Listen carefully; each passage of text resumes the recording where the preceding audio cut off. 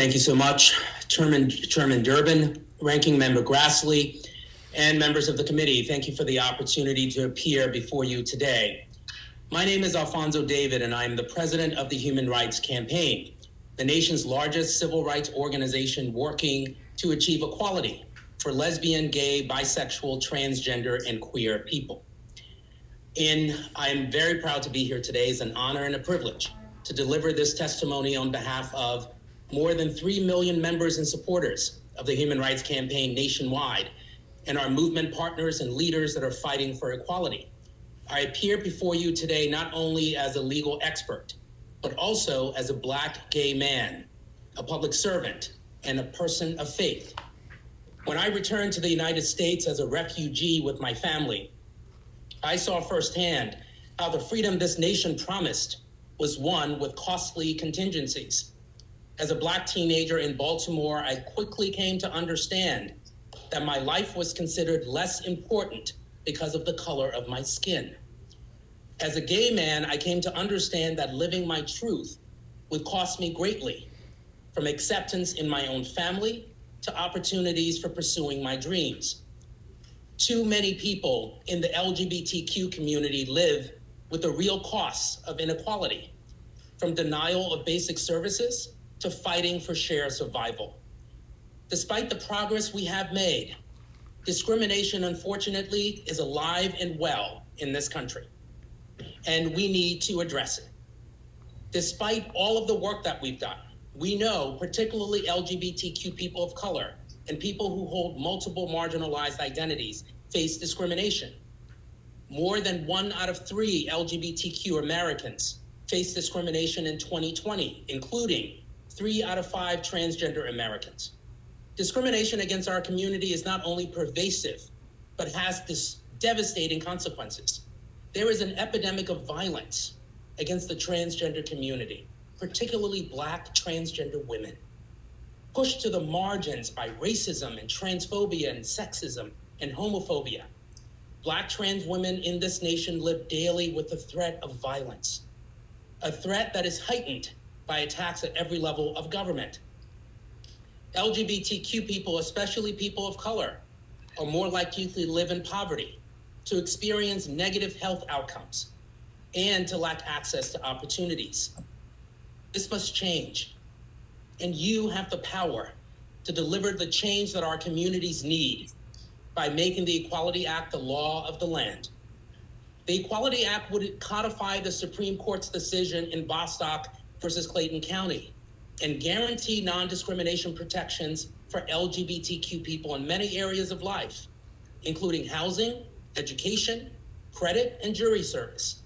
It also adds sex, sexual orientation, and gender identity to public accommodations and federally funded programs.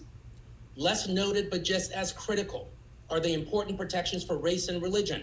For example, Title II of the Civil Rights Act of 1964 contains a narrow definition of public accommodations that in the 1960s addressed the most visible areas of race discrimination, such as hotels and lunch counters and pools. This narrow scope, however, was and continues to be insufficient to tackle race discrimination. People of color continue to face persistent discrimination on a daily basis in a range of settings, including stores, salons, car services, and taxis. In fact, a recent study found that 53% of Black shoppers in the United States experience unfair treatment related to race. Accordingly, the Equality Act amends the law to include a range of providers of goods and services similar to the Americans with Disability Act and state laws around this nation. Notably, retail establishments, transportation services, food banks, medical providers would be considered public entities, given that any member of the public could reasonably expect to go and receive goods and services from those places. Updating the law will ensure that no one is denied the opportunity to fully participate in society just because of who they are. This update to civil rights law is also necessary because of the inconsistencies that exist between states and at local levels. By enacting inclusive non-discrimination laws and policies, many states have bettered the lives of LGBTQ people and millions of people around this country. Last year, for example, the Virginia Values Act made Virginia the first Southern state to enact comprehensive non-discrimination protections for LGBTQ people and added statewide protections for all protected characteristics, including race, sex, and religion. Despite significant steps forward, the patchwork of laws leaves millions of people, including me, subject to uncertainty and potential discrimination that impacts our day-to-day lives. And in addition to its necessity, it's important to note that the Equality Act is supported by the overwhelming majority of the public. Well over 2/3 of Americans support these protections, including 94% of Democrats, 85% of independents, and 68% of Republicans. These protections are supported by a majority of adults in all 50 states and by solid majorities across all age groups. Our nation's top employers have also endorsed the Equality Act, with nearly 400 major companies operating in all 50 states. People of faith across the political spectrum also support the Equality Act because they believe in the dignity and the worth of every person. And finally, more than 630 organizations representing civil rights, women's rights, healthcare, education, labor, child welfare have endorsed the Equality Act. As the late, great civil rights giant, Representative John Lewis, said 2 years ago when the Equality Act was introduced, it is a must that we do what is fair, what is right, and what is just. We need the Equality Act to set all of our people free.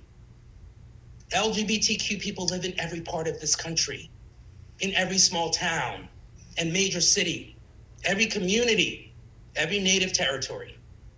We are veterans, nurses, teachers, parents, artists.